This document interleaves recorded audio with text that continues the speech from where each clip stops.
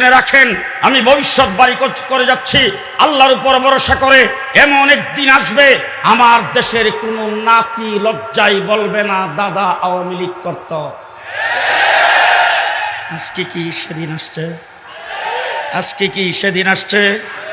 রাস্তাঘাটে গ্রামে গঞ্জে লজ্জায় কেউ বলে না আমি আওয়ামী লীগ করি। ঠিক কিনা বলেন? ঠিক কিনা বলেন? সুতরাং আমার ভাইরা, আজকে ভারত আমাদের দেশের মধ্যে নাক গলানি দিচ্ছেন, অস্থিতিশীল পরিস্থিতি সৃষ্টি করতে চাচ্ছেন। আজকে স্বাধীনতা বিরোধী, বাংলাদেশ বিরোধী, রাষ্ট্রদ্রোহী শেখ হাসিনা আওয়ামী লীগের দূষকরা ভারতের কুলে বসে বাংলাদেশের বিরুদ্ধে গভীর ষড়যন্ত্র শুরু করে দিয়েছেন। যেইভাবে 5ই আগস্টে আন্দোলন সংগ্রাম করে দেশকে স্বাধীন করেছি, আগামী দিনে দেশ গঠনের জন্য যদি কাফনের কাপড় গায়ে মাখতে হয় তা প্রস্তুত আছি। কে কে প্রস্তুত আছেন হাত তুলে দেখান।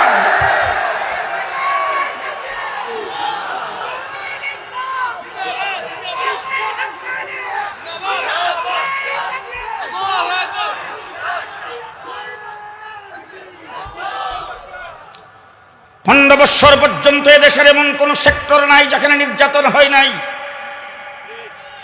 এমন কোন সেক্টর নাই যেটার মধ্যে লুটপাট হয় নাই। মিস্টার আমু সাহেব গ্রেফতার হয়েছে, ওনার বাসার লিফটের নিচে শত কোটি টাকা, তাদেরকেও বর্ডার দিয়ে বাগদে গেছে 70 লাখ কোটি কোটি টাকা দেশের পাচার করেছেন, দেশের সম্পদকে লুণ্ঠন করেছেন, দেশের 12টা বাজাইছেন, ইসলামের 12টা বাজাইছেন, শিক্ষানীতির থেকে ইসলামকে বাতিল করেছেন, বাংলাদেশের আলেম ওলামায়ে কেরামের উপর নির্বিচারে গুলি চালিয়েছেন। শাপলা চত্বরে 1,54,000 গুলি চালানো হয়েছে। সেই সরকার বাংলাদেশ থেকে ভাগছে, আমরা সবাই ঐক্যবদ্ধ। আজকে আমি হেফাজতে ইসলাম বাংলাদেশের পক্ষ থেকে আপনাদের এই জনসমুদ্রে পরিষ্কার ভাষায় বলতে চাই, আওয়ামী চক্রান্তের বিরুদ্ধে দলমত নির্বিশেষে আমরা সবাই ঐক্যবদ্ধ থাকবো ইনশাআল্লাহ। কে কে প্রস্তুত হাত উঠিয়ে দেখান।